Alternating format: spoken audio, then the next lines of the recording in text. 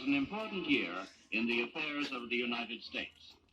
Radio took us outside of our boundaries, and a small awareness was beginning to overtake us. What happened in Europe set us upon our own destiny. This was the year that civil war broke out in Spain. Soon the battle would be drawn as Hitler, Mussolini, and Stalin used Spain as the testing ground for weapons of war. It was in the same year that a British monarch died, George V, and perhaps he symbolized the passing of an era, just as the death of Winston Churchill closed the leadership book on World War II.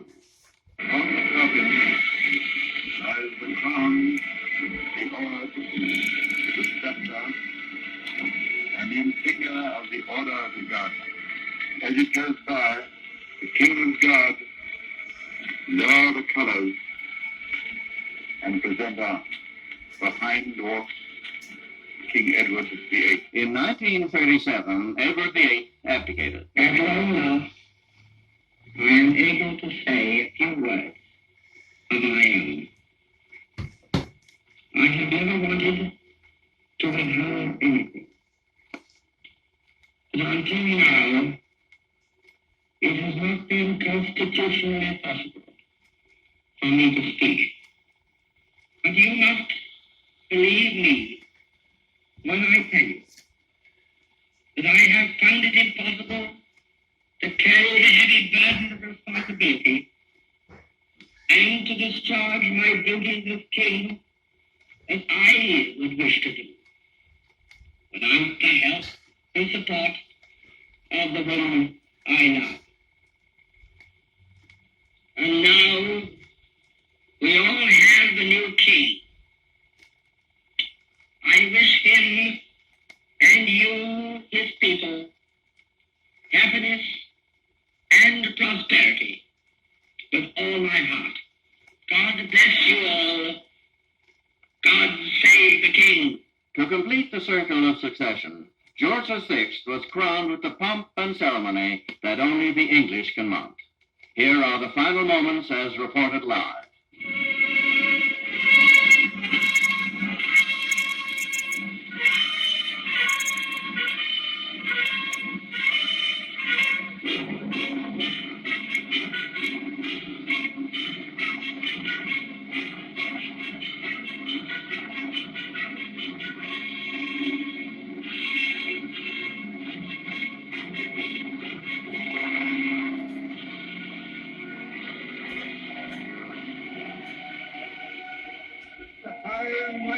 Prince Albert Frederick Arthur George is now become our only lawful and rightful liege lord, George VI, by the grace of God, of Great Britain, Ireland, and the British dominions beyond the sea, king.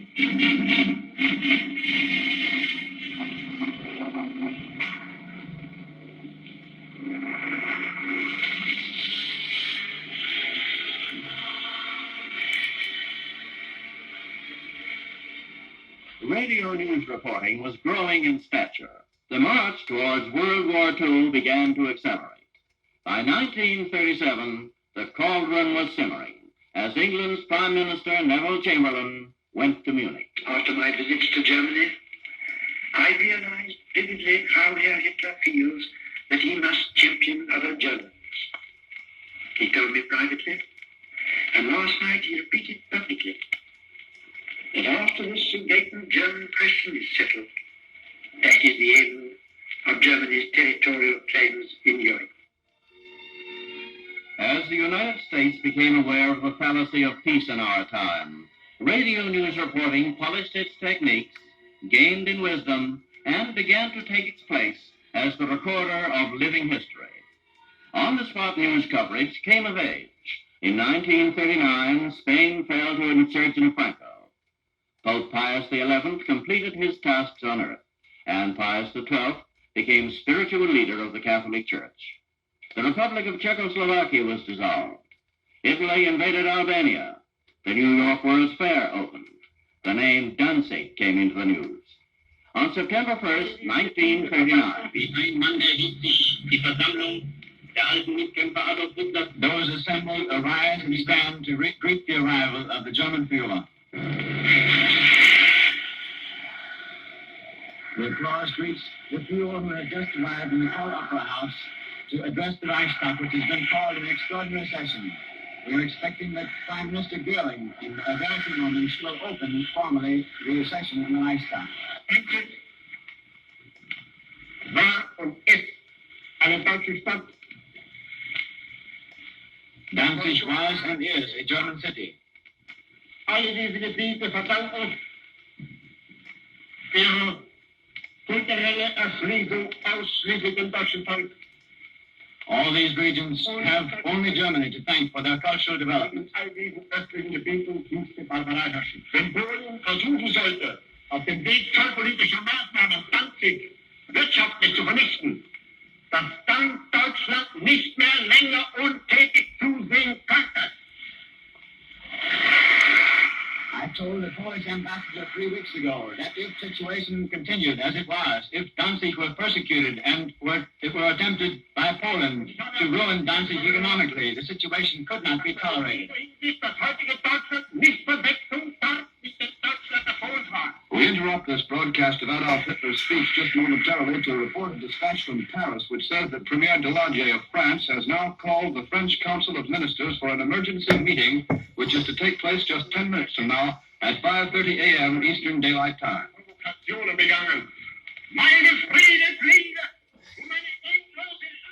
Then from London on September 3rd, Neville Chamberlain sorrowfully made this report to the world. I am speaking to you from the cabinet room at 10 Downing Street.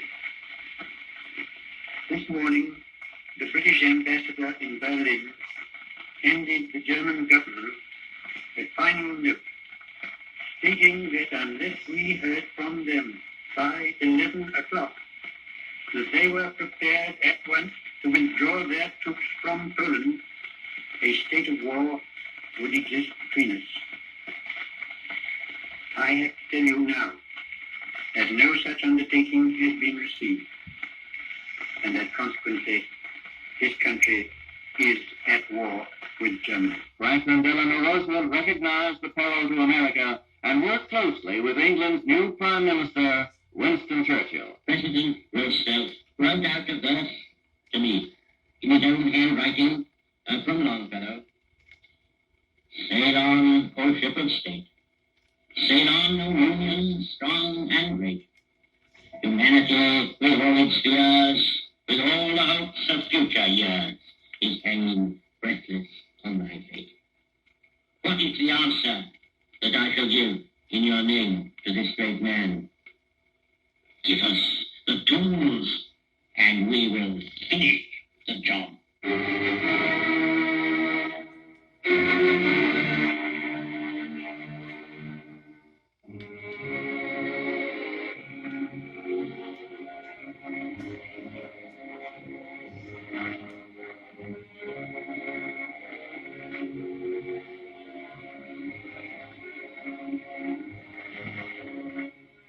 As it was with Nero in ancient Rome, we Americans chose to fiddle while the world was catching fire around us.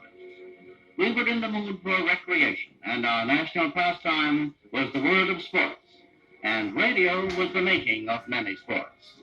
Live broadcasts by skilled reporters from the scene of championship contests brought Americans right to ringside, and I must admit that the excitement of hearing a radio report was often far better than seeing it in person. Wherever boxing fans gather, the subject of the long count will still be discussed. The famous fight was between Gene Tunney and Jack Dempsey. Ladies and gentlemen, in the match, 10 rounds for the heavyweight championship of the world. Introducing from Salt Lake City, Utah, weighing 5 carats, weighing 187 and a half pounds, in the heavyweight king, Jack Dempsey.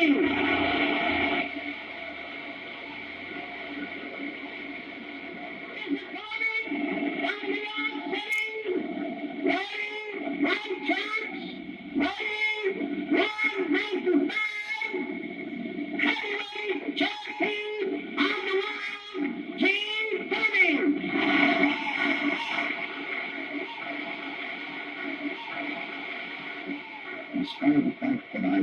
7 times in succession in the 7th round in my contest with Jack Dempsey for the world's heavyweight championship was one of my luckiest nights. As a matter of fact, the luckiest night of my life. Yes, I was down. I heard the referee count 2. I knew I had to get up, which was part of my professional obligation. But what to do when I got up was the important thing. I decided to stay away from Jack, and it was a very wise decision, as the results show. And still heavyweight champion, well, my thoughts wasn't hoping he would ever get up, but unfortunately he did, and won the fight, and more power to him. A great boy and a great champion. The first Joe Louis-Max Schmeling encounter. Schmeling got over 2 more. Hard right to Lewis's jaw, and made Lewis give ground, and there Schmeling straightened up Lewis with hard right and left to the jaw. He has popped up Lewis's left knee, and Lewis is down. Lewis is down, hanging to the rope, hanging badly. He is a very tired fighter. He is blinking his eyes, shaking his head. The count is done. The fight is over.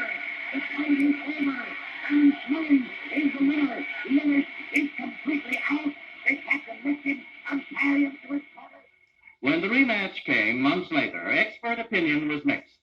First, let's hear what Jack Dempsey had to say. Well, it's anybody's fight, but I favor Max Schmeling because I saw Joe Louis work out, and it looks to me like everybody's hitting him. Gene Tunney saw it differently. Well, I believe that if Lewis gets the jump in the beginning of the fight, he'll win. But if he's going to allow himself to maneuver around by Schmeling, I believe that Schmeling is going to win. Max Baer.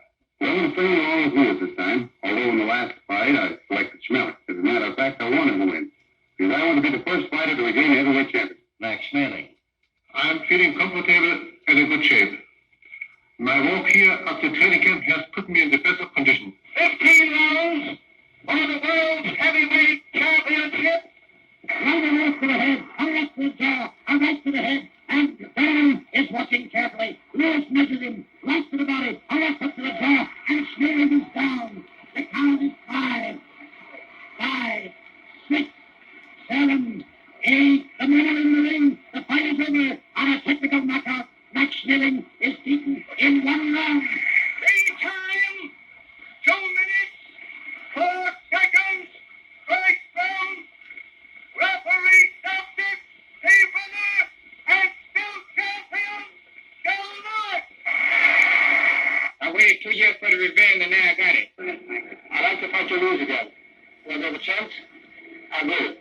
But once I beat Joe Louis, and Joe Louis beat me. Now we lose. And I hope the next time we meet again, I'll beat him again. Sport fans are still talking about the Olympic Games of 1936. They took place in Berlin, Germany, and a young American Negro named Jesse Owens scored an unprecedented triumph in several events.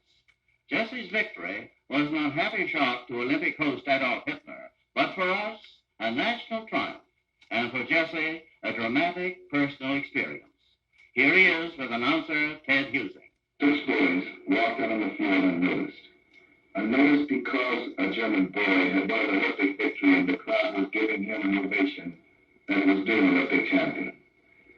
As we sat there on that bench unnoticed, this is the sight that I saw within that wonderful area. As my eyes wandered across the field, I noticed the green grass, the red track with the white lines. And as my eyes wandered into the stands, I noticed 120,000 people sitting and standing within that great area. And as my eyes wandered up with the game, I noticed a flag of every nation that was represented there in the Olympic Games underneath that German blue sky. My attention was diverted from that beautiful picture because the whistle had been blown. And we were to ascend around the starter to receive our... Ladies and gentlemen, from the inside to the outside, Jesse Owens on the pole. Lennart Steinberg of Sweden next to him in the second lane. Eric Borschmeyer, the German, Borschmeyer. Jesse Owens is going on white shoes today, Ralph is on black shoes. And here they go, down and off. The starter stepped back about 10 paces, and he hollered in a loud German voice, Aufgepresser. And when he hollered Aufgepresser, every man went to his mark. Adjusting our hands and our feet, the starter suddenly said on the floor, fertig. And when he hollered fertig, every man came to a set position. going to look a little bit slower. Close up. He comes bouncing away. He's got the Owens and got a little The ones that make it neck for 50 yards. Ralph Metcalf from Mount University was leading the field for 70-yard mark. And there was everything going to be Ralph and I ran neck and neck. Don't stop moving. With the yard beyond front, Metcalf is coming second up on him. It's Owens, Metcalf, and Osendahl. Metcalf, staying in second. Osendahl third. For some unknown reason, I beat Ralph Metcalf from Mount University in this most historic event. But the greatest honor came as we circled around that pedestal of victory. And after we had knelt and received the wreath of victory from the German maidens, and standing there facing the stands, from a faraway distance we could hear the strains of the Star-Spangled Banner. As the people in the stands stood, the Germans gave the Nazi salute, the Americans gave the American salute, and as we three on the pedestal of victory stood at our face, I noticed the stars and stripes rising higher and higher. And the higher the stars and stripes rose, the louder the screams of the Star-Spangled Banner I heard. And then and there I realized my ambition of 8 years to become a member of Uncle Sam's Olympic team, to emerge as a victor in the Olympic Games, provided me with my greatest moment throughout my whole athletic career. International tensions again intruded into the world of sports in 1937. The semifinals of the Davis Cup matches that summer had America's Don Budge pitted against Germany's Baron Gottfried von Kramm. Don Budge describes the scene immediately after his narrow victory. As Kramm and I were leaving the locker room, the telephone rang and Kramm was called back, and it was Hitler calling him to wish him good luck in this particular match.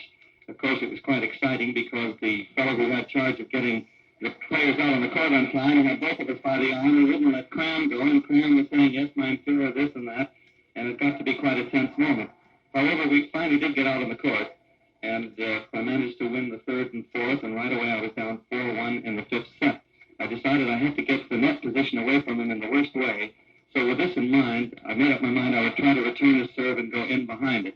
Well, as luck had it, I did manage to get my returns in, get into the net, and make some winning volleys. I broke his serve, and from there on it went to 6-all. Finally, at 7-6, I broke his serve, and after 6 match points, finally won the thing, after a great struggle, falling down on the ground on my last point, but making the shot nonetheless. But as we shook hands at the net, I'll never forget what Kramm said. He said, Don, he said, I'm very happy that I played so well against you, whom I like so much, and it was the best tennis I've ever played in my life, so congratulations to the best man on this particular occasion. This was a blow to German prestige and a victory for America far out of proportion to the actual importance of the event. Horse racing gained a following, too, because of radio. Listen to the famed Whirlaway win the Kentucky Derby at Churchill Downs. And Whirlaway is now making his dash in fifth place, and they're rounding the turn, and it is disposed in Porter's cap at his head. Disposed by Happerling. Porter's cap has got him, and prepares right there. Whirlaway is coming on the inside, and if he don't get blocked, he'll get an awful drive. And Star's right there. Porter's cap is under his drive, heading for home. And Disposed is still there. Prepare, cut the corner. Whirlaway has to lead by Happerling. Porter's cap has gone to a drive. It's Whirlaway by Happerling, but Disposed is not yet beaten. Oh, Whirlaway pulls away. They've got 200 yards to come, and it's Whirlaway by 2.5 lengths. Porter's cap is in second place. 9.5 lengths out on the inside. Quantified is coming to the race, but it's Whirlaway winning the race by 6 lengths. Did you recognize that announcer? Yes, Clem McCarthy. That was in 1941, and the only 4-time Kentucky Derby winner, Eddie Arcaro, the jockey.